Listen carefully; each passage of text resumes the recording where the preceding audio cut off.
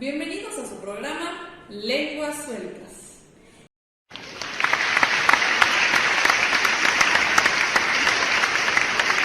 El día de hoy hablaremos acerca de algunos de los personajes más importantes de la odontología. ¿Qué les parece si empezamos con Francisco Martínez de Castrillo? Me parece muy bien. ¿Quién es Francisco Martínez de Castrillo? Bueno, Francisco Castrillo nació en Palencia en el año de 1520. Publicó en 1557 su obra Coloquio breve y compendio sobre la materia de la dentadura y la maravillosa obra de la boca. Dedicada al príncipe Carlos, hijo de Felipe II. Él consideraba que los temas bucales no eran tratados con el rigor y consideración que merecían. Su comprensión con otras partes del ser humano. El libro toca fundamentalmente temas de encía y dientes, excluyendo otros temas estomatológicos frecuentes en la época, como las úlceras o la rándula. A ver, espera. ¿Qué es una rándula? Bueno, la rándula es un mucocele que se forma generalmente bajo la lengua, en el suelo de la cavidad oral, por la acumulación de mucina, y es una proteína que es secretada con la saliva. Bueno, continuando con Castrillo, textualmente dice en su prólogo: lo que quiero con esta obrecita es abrir el camino y se vea a la boca como una de las más excelentes del cuerpo, y que se consiga el bien de la vida humana, cuyos instrumentos son los dientes y su conservación muy necesaria, ya que los médicos y cirujanos la han desterrado de los términos y límites de la medicina, privándolos de sus beneficios. Así ya que los doctores no han querido y han dejado el poder de gentes sin ciencia ni arte alguno. Por dicha razón hay tantos abusos en el orden de curar. Y bueno, también es importante mencionar que este sujeto calificaba a los médicos de soberbios, inflexibles y faltos de interés sobre lo que pasaba en la boca. También intentaba liberarse del influjo galeano. Uno de los capítulos más valiosos de su obra es el que se refiere a la anatomía y función de los dientes, así como el fascículo dedicado a la manera de tener la dentadura perfecta.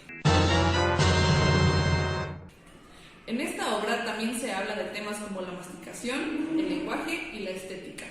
Y los temas más importantes de los que habló son la patología de la encía y las caries dentales.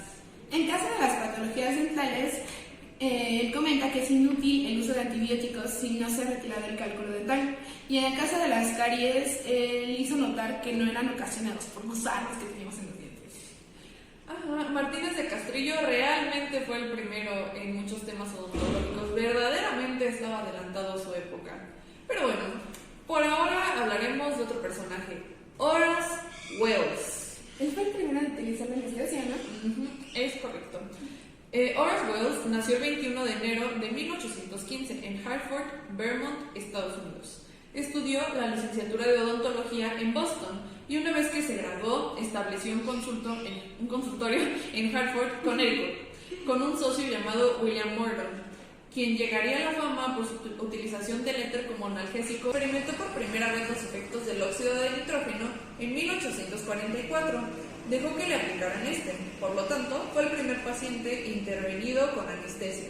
Desde ese entonces, comenzó a utilizarla con sus propios pacientes. No intentó patentar el descubrimiento porque declaró que verse libre de dolor debería de ser tan gratuito como el aire. ¡Ay, qué humilde! ¡Qué benévolo! En 1845 realizó una demostración en el Hospital General de Massachusetts de Boston. Sin embargo, el efecto de gas no fue el esperado, ya que el paciente voluntario era obeso. La audiencia abuchó a Wells y se fue del lugar criticándolo. Después de este suceso, Wells perdió todo el prestigio entre la comunidad médica. Más tarde volvió a probar él mismo y una vez más demostró sus efectos anestésicos. Pero después de ser abucheado, Wells no volvió a ser el mismo.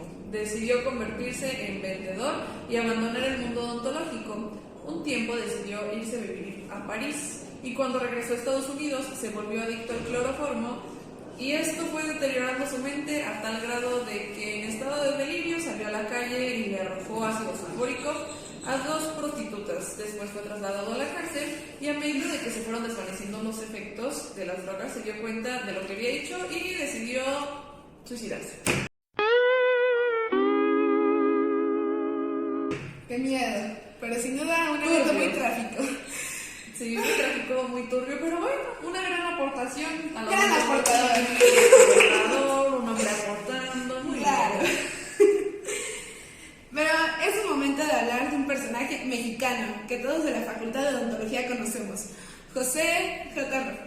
Fue el primer dentista mexicano que cursó la especialidad de ortodoncia en Estados Unidos. También fue uno de los colaboradores para que se pudiera crear la primera escuela de odontología en México. El doctor Rojo arregló que el doctor Ricardo Combre, director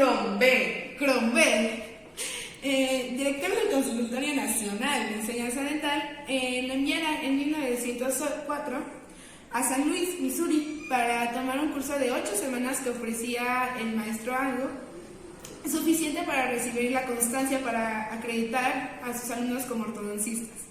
A su regreso a México, el maestro Rojo comenzó a impartir la materia de ortodoncia en la recién inaugurada Escuela Dental. El impacto de las enseñanzas de José Rojo con sus alumnos en el Consultorio Nacional de Enseñanza Dental quedaron plasmados en 2 tesis sobre el tema: Aparatos para regularizar dientes, de Alejandro Cabrera, y Aparatos de retención para dientes regularizados, de Manuel Correa, ambas publicadas en 1908. Sin duda un gran personaje que tuvo muchas aportaciones a la odontología mexicana. De hecho, el auditorio de la facultad tiene su nombre. ¿Tú sabías eso? Sí. Yo también lo sabía. Ahora hablemos de Emily Roberts. La primera mujer, escúchenme bien, la primera mujer en ejercer la odontología. Nació en 1836 en Danielson, Connecticut.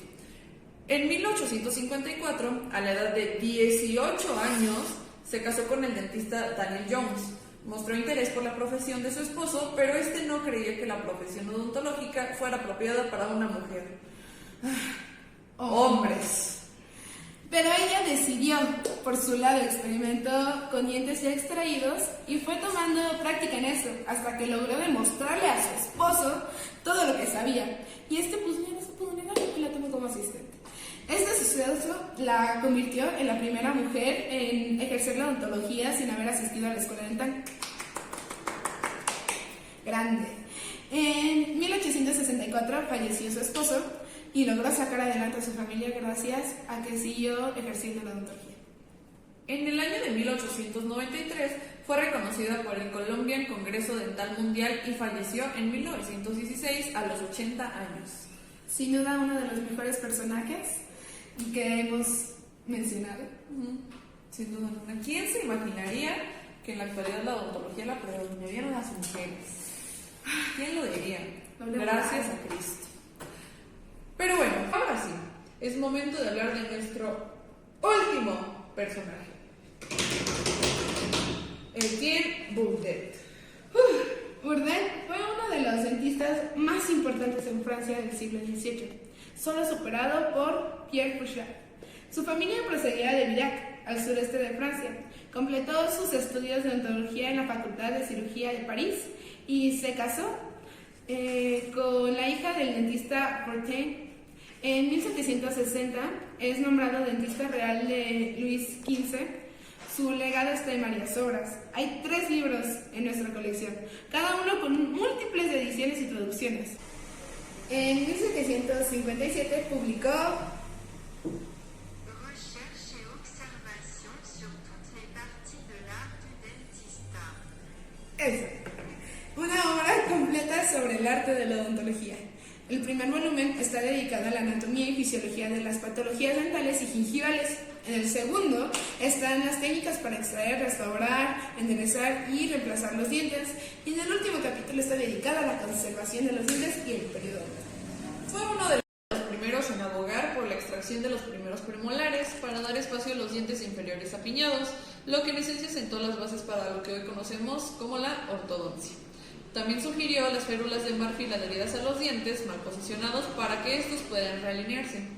Fue uno de los primeros en describir la enfermedad periodontal debida al sarro o cálculo dental y sugirió formas de fortalecer el tejido periodontal.